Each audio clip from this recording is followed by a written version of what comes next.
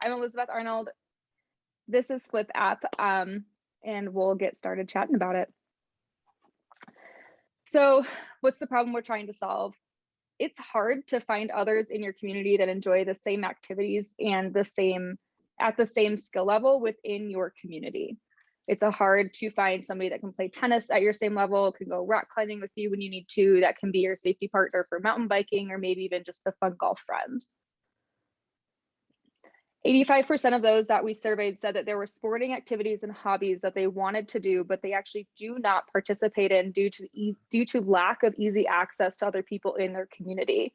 So we ran this as a survey, mix of customer interviews and surveys that we've done with just around a little bit around 100 people in the area in which we were asking these questions to, and 85% said they wanted to do things. Oh, all right. Okay. Wasn't doing that before. Okay. Did you see this slide? You can start over This is the problem. Okay. Uh-huh. And then here's the survey. So 85% of those that we surveyed said there were activities they wanted to do in their community. They actually do not physically participate in them because they don't have access to other people, and the other people aspect of what they want to do is important, either mentally to get them out there or physically because you can't really play tennis alone that easy. So how are we going to solve the problem? Well, this is a product that I'm making. It's called Flip App. It's an app where we're going to help you find people nearby who share your passion and skill set at your same level of competitiveness within your community. So the point is that we want to connect you with new people locally, search for specific sports and activities with filtering options that you can add in as well, such as skill level, location, age, competitiveness. We're going to use hyper-targeted ad space in order to show you the areas that you can go participate in and other types of ways in which we can leverage the local community so that we can bring people more together with their active resources around them. So why flip over everything else? Just as you mentioned earlier, meetup.com is a place where you can find 1 million cups and be notified about all the good things that 1 million cups is doing in Orlando. Meetup is great. It definitely has its space in the world, but it doesn't solve the problem for Flip. Same thing with an app called Sporty or Bumble BFF. Our closest competitor is a new app that came out semi-recently called Pastimes. They are within very more similar to the same space, but there are items that are missing from their types of advanced matching and filtering that we'll have that they don't. So we're going to give users the power to connect with people based on their ability and interest. We want to empower athletes. We want to get in front of the extreme sport enthusiasts for safety and for just more fun. Classic sports always need more people to join them, and of course, any hobbies that you have as well. So who are we going after? These actually are all true stories. They've just been changed a little bit in terms of like the name and age and location, but for the most part, these are all actually true stories from either our surveys or people that I know through customer interviews. So we can't go after everybody at the same time. As nice as that would be, it's just unfeasible to even think that. But the two main people that we're going to go after first and our early adopters are going to be the Gen Xers and the millennials. So Sam is a mountain biker who actually has had 2 accidents alone mountain biking because they were unable to find a mountain biking partner for them. So one time they broke their spine, another time they broke their ankle. Super true story, had to carry themselves out of the woods. Now, as much as they love mountain biking and are really intense about it, they need to go with someone else. They need that safety partner to help them when something might happen or go wrong. And it's just more fun. Sabrina is very much like me. She's moved many times across the states. She's intermediate tennis, but it's really hard to find tennis players that she can play with during her schedule. Something that's a big part of this app is just meeting those people within your same time frame in your area. So if you work a weird schedule, chances are someone else works a weird schedule too, and you can meet up and go play tennis at 2 o'clock in the afternoon on your day off or something like that. So how are we going to get in front of them? So we need to stand out. For the users, we want to be able to offer them over-the-top experiences and actually take people off the app and into the real world. So something that we're going to start working on is hosting events in local communities such as yours in Orlando or other places around the United States where we can host these events over time to really connect people in that sports and hobby, facilitate the use of the app, and offer these experiences to tell people to, hey, get off your phone, like use the phone and then leave the phone, put it down, be active. Here's your active community. And our whole job is to connect people within that community so they can be healthy and active and feel supported within that area. And then for the businesses, like we said, we're really local targeted in the sense that we want to help support the local businesses within these communities that we are trying to leverage and engage with. So we have hyper niche business partnerships that we are carving out with these different areas, such as your local rock climbing gym, tennis club, team and training events, if you're part of the Leukemia Foundation, adult sport leagues, and of course, other facilities like scuba diving shops or sailing charters and things of that, so that people can know what's available around them, find people who have those same interests, and get started on having fun. So I can't do everything at once. And this is how we're going to start to get there. So first, we're designing the app. I'm about 2 months out. I mean, that's my current timeline, but you never know with development, right? So I'm super excited. In 2 months, we'll have the MVP out, where we'll do some hyper localization to target with businesses to help us leverage our first user base and really get that initial feedback, continue to spread the word. And as we gain enough users, we can get enough insights into where in the community people are most interested in these activities. So let's say in Orlando, everybody really, really wants to play basketball. We would host a basketball event. And then we're constantly updating the app, going back in this circle where we're continuing to spread the word, curating these partnerships with businesses in different local areas and moving forward. So once again, I'm Elizabeth Arnold. I've been doing startup branding and marketing for a very long time. This is my first app that I've launched, and I'm super, super excited about it. I do have Anthony Leemeister. He's not a founder, but he is a very, very helpful friend who is the CTO that's helping me to build the app, which is his current thing. And he's really very passionate about the adult sport league communities and getting in front of those people. So he's also the lead in curating those conversations too. And that's it. We have an opportunity to change the way that people think about apps from just another app to the best way to connect in any community. We want to get in front of people to make them happy and healthy and active, and we want to bring that local community together so that you can participate and have fun. Thanks. Awesome. Very, very cool. Thank you. Thank you for sharing. And there's just a theme that's popping up, but I love you kind of alluded to it or really said it. Use your phone to get off your phone. Yeah. And I know there's a rich irony there, which is you could probably use that as a brand message or part of a marketing campaign, because that's fantastic, right? The one tool that traps us all, you can use it to set yourself free, to really get out there and enjoy life. So anyways, I would trademark that. Yeah, there's something there. I don't, not in those words that I gave you, but there's something there that's really juicy that I think you can, people can sink their teeth into. Yeah, thank you. I have had a feeling that there's something I should play with that, but I haven't been able to figure out exactly how it should be phrased. So I just throw things out there and see if someone responds to it. So But we can grab some time later and just ideate on it, because I think that is fun. That's really cool. that's so awesome. Thanks. Why you? I guess 2 questions. Why is this important to you? And why do you feel you're the right person to bring this to market? Yeah, so I actually, I'm kicking myself now, but I've had this idea for like 5 years, if not longer. It originally came to me when I was in scuba dive training in Michigan, which is not a place a lot of people scuba dive.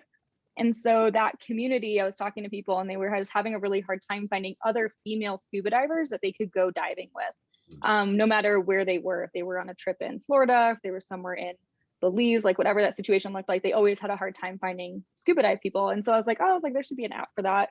Someone will make it. Like no one's made it. And then I move a lot. I've moved, up and down California, across the states, around in a circle. I'm all over the place. And I play a lot of tennis and I rock climb. And I always need people to go with me. And I have a really hard time not only finding females that can help me with that, but also just people that can be at my same skill level. And I was like, someone will make the app. And then they never did. And I was like, screw it, I'm making it. And so here I am, and I'm really excited about it. And I think that me being one of the users of the app is helpful. I think that's how any kind of really good project starts for a startup, is that you as the founder want to use what you're offering. And then I have a whole group of friends and community members that have supported me in the process. And they really want to get it going too, because I'm not the only one with the issue. Awesome. Yeah, I'm glad there's a good connection there. So this actually makes sense. Rupert, did you want to share something? I'm just typing it up here. Oh, okay, that's fine. All right, okay, go ahead. Scott's question is, why Flip? What does the name mean, and how does it relate or grab attention? How'd you come up with the name? Yeah, as much as I've worked in branding and marketing and strategy, like names have always just kind of like been my hard spot. I've had a lot of names for this app. I landed on Flip because it was available. Biggest thing, is it available? And so I figured that out. And then I liked the fact that it was simple and it was an easy word. You know, our competitive app that we've talked about past times, it's spelled kind of weird. Like, I don't know if there's 1 or 2 T's in it. It is a little bit too long. It kind of looks strange on like the app store. And I wanted something that's really clean and catchy and isn't like, it has kind of that younger vibe to it. So I actually was advised to do a vision board, just like how quite a few very big retail companies have done it. And they're like, do a vision board for your business and see what shows up. So I did. I sat down and I envisioned it, and that's how I got the color scheme and the name Flip. And to me, Flip is like flip the coin, you know, flip the card, go see who plays first and get out there. Flip your phone off after you meet someone and go. So there's different types of ways that I can use the word flip. But yeah, it was I just had to pick something and move on. So what it ended up being. Yeah, it's a very versatile word for sure. Yeah. Be careful what you're flipping off though. I guess that's the only thing. Yes, Definitely the definitely. phone is fine. You could definitely flip your phone off in many ways. I agree with that. Eric's question is Flip only for athletes? What about, for example, chess players or D&D players, Dungeons and Dragons? Yeah, so my developer is a huge D&D fan, and he is very excited to offer it to that community. Chess players, absolutely. This can really be for any sort of like sports or hobby enthusiasts. One of the first angles that we'll take is to get in front of the 1v1 type of market with sports. But absolutely, chess is in there. We have horseback riding, fencing. Like, there's a lot of stuff that people suggested, and they're like, oh, I would love something for gymnastics or whatever else, a knitting circle. I'm like, okay, cool. Like, well, if there shows traction, we'll add it in. Good. That makes sense. Eric also says one option to spread the word is to get the specialty sports stores involved, like a tennis store, running store. They got the golf places. They would probably be very happy to share that, because now they're going to basically help you build that community of their sport, essentially. Mm-hmm. Yeah, that's a huge part of my go-to-market strategy, which is still constantly evolving, but is doing something like that. Like, I'm trying to figure out and curate what the voice is if I were to reach out to like your local golf club and be like, hey, use our app. tell your members to use our app so they can find other members that want to play with them when they can play. Yeah, so thank you. I appreciate that advice. Absolutely. Yeah, and I'm going to share Rupert's stuff here, and Rupert, you're welcome to chime in, but he's basically saying doing an app that caters to multiple target markets, like each sport is different, can be fraught with difficulty. Maybe we better focus on one sport and test your MVP with that, and then expand into other sports once you begin generating revenues. So what are your thoughts on that? Yeah, no, I don't disagree at all. Like I said, you can't target everybody, and you can't target even just every sport within those groups of generational people. That's a lot of people. I totally get that. There are definitely sports that I am honing in my marketing on, and would always love any advice around it. But the sports that are more like tennis, rock climbing, scuba diving, like all of those activities and mountain biking, like the activities that you really need somebody else to play with you, and their skill level is important to not only the fun of the game, but also for rock climbing, especially like your safety. If you don't have somebody that can hold you when you're way up high doing something crazy, then like you don't want that person with you, and that's okay. So trying to find those communities first and then begin to spread it out. I think they'll be the easier communities to target. But yeah, once again, like any advice around that would always be helpful.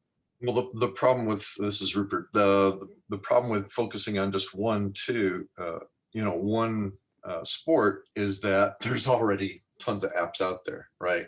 So like for tennis, I play tennis, there's Tennis Pal, right? Mm-hmm. And that it's still a little problematic because there's probably maybe, they probably have maybe 150 to 200,000 people in their app, but that's spread across, a country that's, 4,500 miles or whatever. So it's like, it's difficult to, they're not growing that fast or whatever. So maybe you can come up with a way to differentiate yourself, to make it easier for people. You got to analyze those competitors, whoever you figure they might be. Really analyze them and find out what's bugging people. Look at the reviews and things like that. What's bugging them, and then come up with a solution that'll beat that. More than anything else, though, you're going to need resources, right? Because if as a marketer and a brander that without money, it's going to be difficult for people to find out who you are. So that's something too. And on that note, I think the pitch could use some I don't know, not updating, but just overall improvement. I liked what Josh said earlier. Use your phone, you get off your phone or something along those lines. I thought that was catchy, because an elevator pitch it's you got to hit them between the eyes in 5 seconds, right? You've got to turn an uninterested party into an interested party in that period of time. And then of course after that you've got your social pitch, which is about 90 seconds, and then this is your 6-minute business pitch, and then you've got your 20-minute venture pitch. So I would work on trying to get something that's more catchy, as far as literally catching somebody unawares, and having them, like when you're in a conversation, when you're networking, for example, if I'm in a network function and I say we're a video game publisher with a twist, we incubate game companies from 0 to ROI in 6 months or less.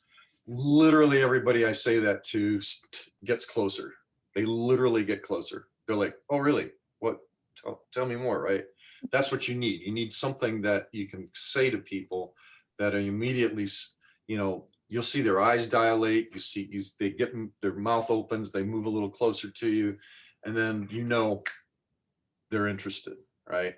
And then from there you talk about why should they listen to you, and there's this whole process to learn about pitching, and then what's your why? Okay, for example, when you first started, we didn't see your presentation, but we saw your business model canvas. But the problem is there's no why in that canvas, and any canvas that doesn't ask about your why, to me, I throw out the door. Because your why is really what's driving you. It's what gets you up in the morning with a smile on your face, and why you go to bed at night with a smile on your face, because you're going to dream about it, and when you wake up, you're going to get to it. But if your why isn't being met, then your motivation goes out the window. So the first thing you need to do is just identify what that why is, and really hone in on that and stick to it. And that's how you're gonna get the staying power and attract the people and the money and the resources that you need. So those are, I just threw that against the wall, so you can do with it what you will. That's really good. I agree with what Rupert said. I want to add a couple of things. I want to get to Trevor's question. Maybe, and I don't know if Rupert would agree with this, but perhaps you could position yourself as the person, what if I play 3 sports? Do I want 3 apps or 4 apps or 5 apps or 6 apps on my phone? Maybe the multi-sport person is the one that is worth honing in on, which kind of combines both of what Rupert was saying, that the 2 challenges. That's true. And I was leaning forward on your presentation, but the only reason was I couldn't read it. It was maybe it's just my screen, but I was trying to. There was a lot of information, and I think it needs to be a little bit more of a story. And there's ways to do that where it really does punch people in the heart, as opposed to try and tickle them in the brain. Because we're emotional creatures, right? People buy an emotion, we back it up later with logic. And so presentation is good. And by the way, I want to give you kudos for having your client avatars in stories. Mm-hmm. You know, Gen X is not a demographic, it's not a client avatar. You can't just say Gen X or millennial, but you at least told the story. And I think if you could take those details of each of those people and really hone in on and maybe you've already done this, but at least I'm glad that you told the story of those people, because that's a much better description than just saying 30 to 40 years old, millennial, blonde, whatever. So, okay, let me get to Trevor's question here. Why would I want to use an app to find local sports activities when Google search has that information at local levels? Are your business partners subscribed to you so you have a limited resource compared to gathering all the data from Google, Google My Business, and index websites?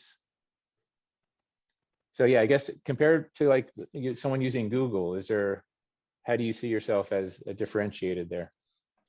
Yeah, absolutely. So in terms of like the purpose of the app is to connect others to each other. So although you can go on Google and you can find your local rock climbing gym, like absolutely, like that's how I would expect anybody to find a local facility that they want to be a part of.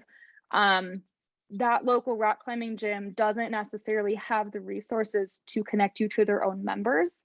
As somebody that's a rock climber, it's been to a lot of rock climbing gyms around the country. There's like a sign up sheet that is literally on like a piece of printed paper, and they just write their name, and then you hope that someone texts you, but you don't know who that person is or what they're doing. So the point of the app is to help that rock climbing gym use its resources in a more effective way. So through the app, not only can we partner with them to be in front of their current members, but then they tell their users and their members to use our app so that they can better use the facilities that they've signed up for. Or if you're visiting town and you want to go climbing in Vegas or whatever, you have an easier time of finding a person in that area and knowing what their skill set is and their level and if they're available right away, rather than writing it down and hoping you can get in touch with someone. So that I think is the biggest difference between what we're doing and what Google is doing. With our business partnership, so at first, like it's all free, but part of the process is as I partner with these gyms and we are able to gather the data, I'm then able to go out to their competitor gyms as well and be like, hey, we had X amount of users in Tahoe or in Sacramento, Orlando, wherever we're at, that went to this rock climbing gym because they saw it on the app. If we put you up here, we think that we can get you at least an impression and brand awareness lift of X%. And then you have these real hard data and these real hard facts, and like anybody that we're getting in front of is the exact person you want for your business while they're thinking about what your business offers. And as a marketer, like that's actually really hard to find a true place that can do that. And the type of data we'll be collecting should be able to leverage that play. I also think that Google doesn't know that Elizabeth wants to go climbing on Friday. And that sounds Google like knows the a easiest. lot. You'd be Yeah. surprised what they know. But I can't, if I wanted to go climbing, I can't Google, who wants to go climbing on Friday. It's not going to find Elizabeth and say she wants to go. Contact her. That sounds like the best part of the app is it's the stuff that Google doesn't know.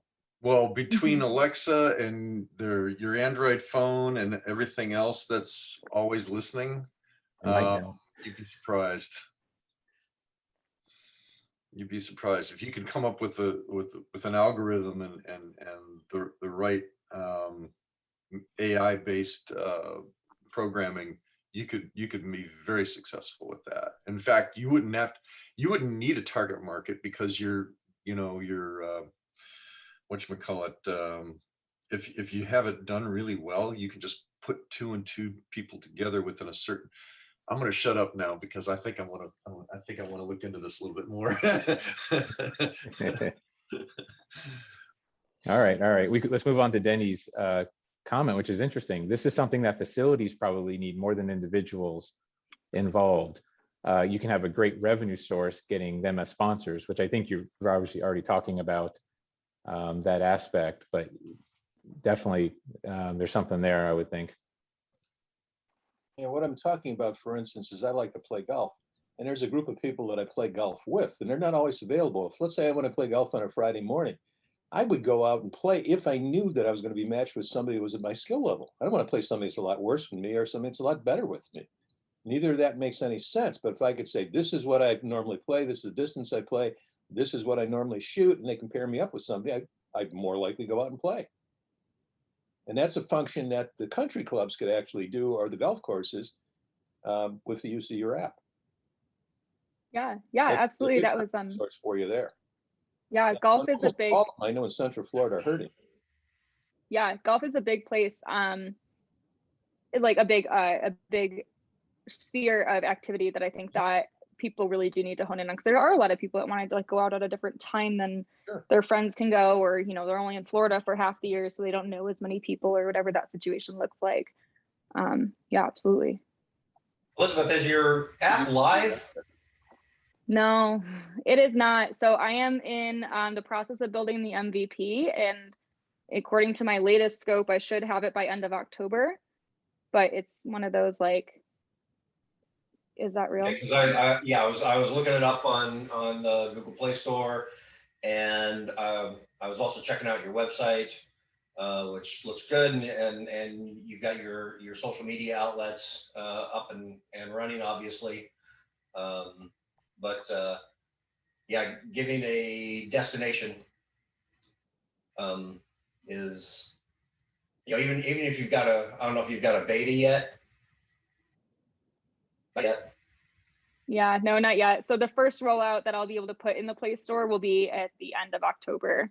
So I'm just trying to like slowly curate the go-to-market strategy for when that comes out, and you know, that's going to be like my beta rollout. So I'm going to choose a local market to really target, and then focus in on like, what do they like, what don't they like, and then just try and use as much resources as I can to build that leverage within that community. Because like you said with the tennis matching app, like, yeah, they have 200,000 users, which is great. But if you have 200,000 users across, you know, however many people there are in the United States, like the chances of you finding somebody at the right time in your really small town is super unlikely. So we're just going to try and be like super hyper focused at first, so that we can benefit this one area, see how it works, and then grow it from there. Because if we try and target everybody, it's not going to work. But yeah, once I get the app in the Play Store, it'll go up. Then I might, and I don't know if you looked into this, but maybe to somewhat Denny's point, finding a group, whether it's a social organization or a specific group of people that you can bring in and have them already in place once the app launches. So there's already an audience of participants in there when you launch, that you know, maybe you've got a beta that they've tested out a little bit before your official launch. That way, when you launch, people are going to see that there's already a community established. That's a great idea. You know, building up a fan base, right? Yeah. Because you have time. You have a month and a half. So you know, get if you can figure out a way to get some people that are using some version of the app already, and yeah, go to a country club, or go to I don't know, Josh, give me some ideas. Well, have you heard of Gleam? GLEAM. So it's basically it's a free platform it's like a contest-based platform, and we've used that several times, and we get great numbers from it. And so you set it up. So first of all, get your messaging right. And then once your messaging is right, then set up like a Gleam campaign and give people like five or six tasks, like our Facebook page, like our Twitter channel, like us on here or there or whatever, and offer us some feedback, right? And in return, we'll give you you know, a $25 or a $50 Amazon card or something like that. And then, or join our Discord channel.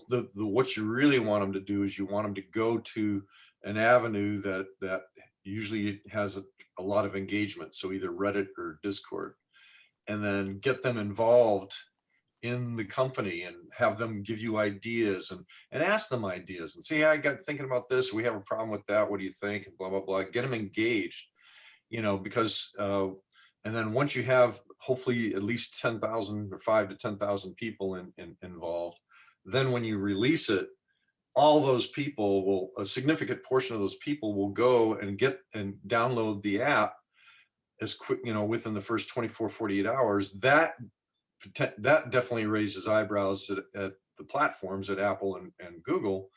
And, you know, you could get featured. And once you get featured, that's it. Just put on your seatbelt and hang on. So, you know, those, yeah, exactly what Scott's saying, you know, if you can build your fan base, a dedicated fan base in the process, and get them to get your product, download your product and use it, and feedback and everything else as quickly as possible, that will be a huge help. I mean, we do that in gaming. Yeah, that's great. Thank you so much. That's very, very helpful. My go-to-market strategy. So at first, my biggest issue was just trying to navigate the whole funding world and then the development world and what that looked like. And I feel like I also don't really understand it, but I have like a handle on where I'm at now, and like I'm okay with this. But my go-to-market strategy is like my next biggest hurdle. So ideas like this, like I know Reddit and Discord. Can't say I use them quite often myself because I need my mental space for something else, but I do know that they're a really good way to engage with people you want to be in front of, and you know, like getting those topics running, being trendy, and hopefully getting something that you are looking for out there. So looking into Reddit and Discord to ask people to do that's it's a great idea. Thank you. You said you're going to be hyper local to start with. Did you, forgive me if I missed it, but did you mention which cities or which areas yet, or are you still? I have not mentioned it. I'm still trying to figure out the best areas. Not only does COVID, although as much as I don't want to talk about that, it does play a factor in this. So as things are changing, you know, city by city, state by state, constantly, I want to make sure that I don't pick something that, you know, is like New York that could shut down. And then the size needs to be somewhere that is viable. So somewhere that's as big as, you know, Chicago might be too large, and then, you know, maybe something more like San Diego. So I'm still trying to figure out exactly what that local market looks like. Well, the reason I was saying that, playing off of Rupert and Scott's idea, you can make that part of the contest. Vote for your city. Make it so you get people actually choosing for you. And by the way, the people that choose are going to choose their own areas, and then it'll naturally lead you to maybe the top 3. Maybe have a first, second, third place kind of thing. Gamify it, right? Make it fun. Get people involved that way. Vote for your city if you want this. If you want us to come to your town, and something like that. Yeah, that could be the first place we host like an event, or, you know, a kayaking race or whatever people are looking to do. Yeah. And Rebecca is she's given her, she says you can tie the name Flip with flipping your phone off to that catch line. So I think we got something there, right? We do have something there. Ideated. So thank you, Rebecca. And I got to send it over to Eric now for the final question. All right. Thank you, Elizabeth. And it's great, great presentation, great app. I'm looking forward to seeing it. I remember the Flip camera. I don't know if anybody else remembers those little cameras, smaller than a cell phone. And the Flip was, you'd press a button, it would flip out a USB stick that you could plug into your computer. So, and they're out of business. So Flip is wide open. But yeah, I still have one right now. yeah, that's it. That's the one. I still have mine somewhere. I think my daughter has it. So anyway, the final question is, what can we as a community do for you? Yeah, I mean, thank you so much for letting me present in your community. I know I'm not physically located in Orlando, but I hope that everybody, you know, has an interest in something that I'm doing or can see a way it can help it within your area. So the more I talk to, the more information and feedback I get. So thank you so much. If you have any advice, I'm always looking for tips on go-to-market strategy, you know, ideas like you just had with flipping your phone off, like anything like that, I'm always happy to chat. But yeah, my go to market is the biggest hurdle I have right now, along of course with any advice in terms of fundraising down the line. Yeah, thank you. Okay, great. All right.